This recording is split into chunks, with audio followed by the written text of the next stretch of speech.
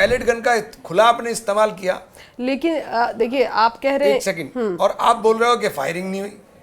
जो हाँ, पैलेट ये गन से संसद चोट, के अंदर बोला, यही मेरा सवाल था। जो पैलेट गन की चोट लगी है वो हॉस्पिटल के अंदर है, एक बच्चे की आंख में भी लगी है, पूरी यहाँ पे लगा हुआ है, पीछे लगे हुए हैं। अभी जो संसद में चल रहा है उससे कांग्रेस पार्टी बढ़ेगी, क्योंकि राहुल गांधी के जिस तरह से लीडर ऑफ अपोजिशन है, राहुल गांधी हमेशा जिन मुद्दों को लेते हैं, कहते हैं कि संसद में मेरी बात नहीं सुनी जाती, मेरा माइक बंद कर दिया जाता है, सत्ता पक्ष का माइक चलता रहता है। अभी जो राहुल गांधी का भाषण था वो कैसा लगा आपको? देखिए, राहुल जी को बोलने कहाँ दिया पूरा। राहुल जी जैसे ही बोलते हैं वैसे ही हंगामा शुरू कर देते हैं। राहुल जी ने एक मिसाल दी कि नहीं, 3 तरह के लोग हैं इसमें, एक इडियट और इडियट के पीछे चलने वाले अंधभक्त।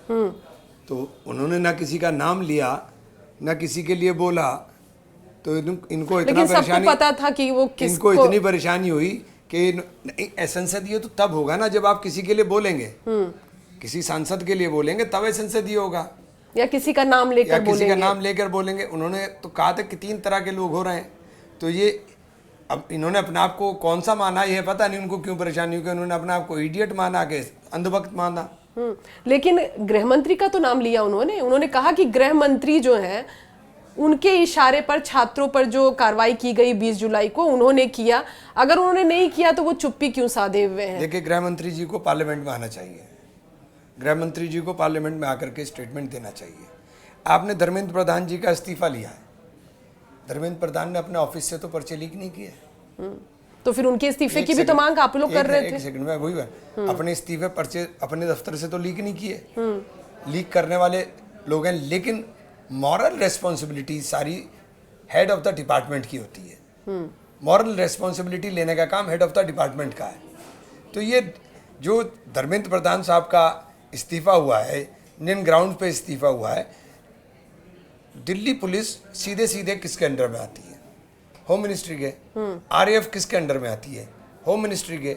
दिल्ली का होम डिपार्टमेंट सीधा, जब आप गृह मंत्रालय कर रहा है तो उसको गोली चलाने से पहले आदेश कौन देगा? अब ये इतनी बचकाना और हल्की बात बोल गए पार्लियामेंट में कि सब मैजिस्ट्रेट देगा। हाँ, मैजिस्ट्रेट देगा, लेकिन मैजिस्ट्रेट भी ऊपर से आदेश लेता है। सरकारें चलती हैं, पता है सरकार का सारा सिस्टम पता है, मैजिस्ट्रेट भी ऊपर से आदेश लेगा। और पैलेट गन का खुला आपने इस्तेमाल किया। लेकिन देखिए आप कह रहे हैं, एक सेकंड, और आप बोल रहे हो कि फायरिंग नहीं हुई। जो हाँ, पैलेट ये गन से संसद के अंदर बोला, यही मेरा सवाल था। जो पैलेट गन की चोट लगी है वो हॉस्पिटल के अंदर है, एक बच्चे की आंख में भी लगी है, पूरी यहाँ पे लगा हुआ है, पीछे लगे हुए हैं। और ये सारी चीजों को एक बच्चे को राहुल जी ने प्रेस के सामने भी किया, साहिल जिसका आप जिक्र कर रहे हैं। तो आप बताइए, ये और एक बच्ची राम मनोहर लोहिया हॉस्पिटल के अंदर है जो मौत और जिंदगी से जूझ रही है। तो ये जो इतनी बुरी तरीके से आपने मारा है, इस बुरी तरीके से मारा है, ये किसने अधिकार दिया कि आपको अपने बच्चों को इस तरह से मारे? किसका भाषण ज्यादा अच्छा लगा, राहुल गांधी का या प्रियंका गांधी का? नहीं, देखिए, राहुल जी और प्रियंका जी दोनों, वो नहीं है कि उनका कोई कंपैरिजन किया जाए। राहुल जी का बड़ा होता है, प्रियंका जी बोलते उस अंदाज से हैं कि वो हंसी हंसी में सारी बात कर जाती हैं। राहुल जी हमारे एंग्री यंग मैन। तो ये जो एंग्री यंग मैन का जो स्टाइल है राहुल जी का, ये कांग्रेस के नेताओं को अच्छा लगता है? जैसे आप लोग भी, क्योंकि देश के लोगों को अच्छा लगता है। नहीं, फ्लोर लीडर्स की जैसे मीटिंग होती है, लोगों को अच्छा लगता है। अच्छा लगता है आपको? लगता है ऐसा कि लोगों को अच्छा लगता है? आप लोगों को समझ में आ रहा है ना, राहुल गांधी जिस तरह से लड़ रहे हैं, जो चीज पिछले 10 साल में राहुल जी ने बोली, एक बात बताइए कोई गलत हुई हो? कोई एक बात बता दीजिए कि गलत हुई हो। उन्होंने जिस चीज का जो इम्पैक्ट बताया वही आ रहा है। तो समझदार और अक्लमंद और बेवकूफ में बहुत बारीक फर्क होता है। अक्लमंद आदमी पहले समझ लेता है और बेवकूफ आदमी झटका खा के समझता है, इतना ही सा फर्क होता है। तो राहुल जी ने जो चीजें पहले से आगाह की, आप कोविड से उठा लीजिए, जिन जिन चीज के लिए राहुल जी ने आगाह किया, वो तमाम चीजें गवर्नमेंट देश के सामने भुगतान करना पड़ा देश को। देखिए, आप कह रहे हैं राहुल गांधी चीजों को समझते जल्दी है, समझदार आदमी है, वो लोगों से कनेक्ट भी हो रहे हैं। भारत जोड़ो यात्रा और जिस तरह से राहुल गांधी कनेक्ट होने की कोशिश कर रहे हैं, लोगों से उस तरह का कनेक्शन भी बन रहा है। लेकिन वो कनेक्शन चुनाव के वक्त कहाँ, वो बल्ब कहाँ फ्यूज हो जाता है? इलेक्शन कमीशन, ईवीएम, आपने पूरे इंस्टीट्यूशन तबाह कर दिए, पूरे इंस्टीट्यूशन देश के अंदर आपने तबाह कर दिए।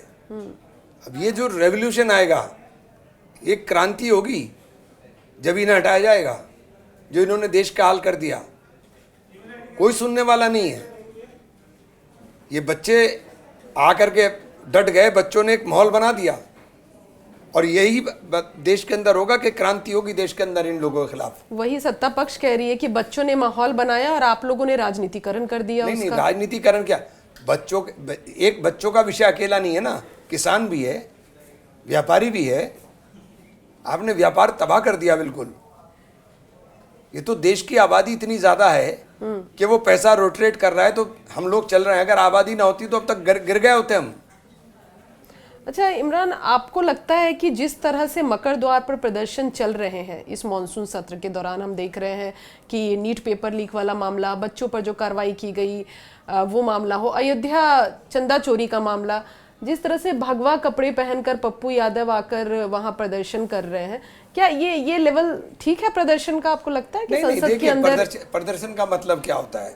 ध्यान आकर्षण, सरकार का ध्यान आकर्षण। लेकिन चंदा चोरी का जो विषय है, मेरी अपनी जाती राय है कि चंदा चोरी के विषय में अब बहुत हो गया, क्योंकि सुप्रीम कोर्ट ने एसआईटी बना दी। सरकार क्या कहेगी? सरकार यही तो जवाब देगी एसआईटी बन गई, और सुप्रीम कोर्ट के आदेश पर बनी है। एसआईटी अपना काम करे, एसआईटी रिपोर्ट दे, उसके बाद आप बात करें। अभी जो बड़ा मुद्दा है वो बड़ा मुद्दा छात्रों के ऊपर है। आज दिल्ली पुलिस के लोगों से, उनके परिवार वालों से प्रेस कॉन्फ्रेंस कर, ये किस तरफ आप देश ले जा रहे हैं भाई? आप कहां ले जा रहे हो देश? अब ये घर वाले प्रेस कॉन्फ्रेंस करेंगे, उनके घर वालों का क्या मतलब प्रेस कॉन्फ्रेंस का? बच्चों को लाठी मारने का अधिकार किसने दे दिया? आपने कील लगी हुई लाठी है, और उसके अंदर गुंडा एलिमेंट जो बिना वर्दी के लाठी चला रहे थे, कौन थे वो? कहां से वो लोग आए थे? वो आरएसएस के लोग थे? किसके लोग थे? कहां से आए थे वो? बजरंग दल के थे। राहुल गांधी अपने प्रेस कॉन्फ्रेंस में कह रहे हैं। किसके थे मुझे नहीं पता, किसके थे? ये इजाजत किसने दी कि वो पुलिस के बजाय लाठी वो मारेंगे? ये काम तो पुलिस का है ना, फेलियर पुलिस का है, ये किसी और का फेलियर नहीं। और पुलिस का फेलियर है तो होम मिनिस्ट्री का फेलियर है। तो यही वजह है कि आप लोग गृह मंत्री को सीधा निशाने पर लिए हुए। अब जो बचा हुआ सत्र है, क्या माना जाए इसी तरह से गतिरोध रहेगा? गृह मंत्री को ही टारगेट करते रहेंगे आप लोग, उनके इस्तीफे की मांग करते रहेंगे? बच्चों को खुला छोड़ दें क्या? ये बच्चों को मारते रहे, ये बच्चों के ऊपर AK-47 चलाएं? बच्चों के ऊपर सीधे AK-47 से फायरिंग हो रही थी। किस तरफ देश लेके जा रहे हैं आप? कहां लेकर जा रहे हो? कोई आतंकवादी है वो मासूम बच्चे? क्या आप पैलेट गन भी चला रहे हो, डंडे भी चला रहे हो, कील लगे हुए डंडे चला रहे हो, लड़कियों के साथ बदतमीजी कर रहे हो? क्या फुटेज है? बच्चियों के ऊपर बैठ करके मारा जा रहा है, बच्चियों के ऊपर बैठ करके कपड़े फाड़ोगे बच्चियों के? शर्म नहीं आई इन लोगों को? और इनके परिवार वाले जो प्रेस कॉन्फ्रेंस कर रहे हैं, इनको शर्म नहीं आ रही कि गलत काम के लिए फिर आप सामने आ रहे हो? नहीं, उसमें से भी कई जो महिलाएं हैं वो निकल के सामने आ रही, कह रही है कि उनको घर पे बताया जाता था कि अब इस पूरे जो आंदोलन है उसमें बहुत जो ऐसे तत्व आ गए हैं जो इस आंदोलन को अलग दिशा में लेकर चले जाएंगे। कौन बताता? आज प्रेस कॉन्फ्रेंस जो नहीं, कौन बताता था? प्रेस कॉन्फ्रेंस कौन कर रहा है? राइट विंगर्स के लोग ही कर रहे हैं कि हम मारेंगे जाकर के, हमारी सेना आ गई है, हम रक्षक दल आ गए, हम ये आ गए। यही तो प्रेस कॉन्फ्रेंस कर रहे हैं। किसे मारेंगे? गाजियाबाद के अंदर बच्चों को रोक करके किस तरह से थपड़ा रहा था? किधर लेके जा रहे हो देश को भाई? और ये जेंजी हैं, इन पे हिंदू मुसलमान का फर्क नहीं पड़ रहा है। बहुत हो गया आपका हिंदू मुस्लिम।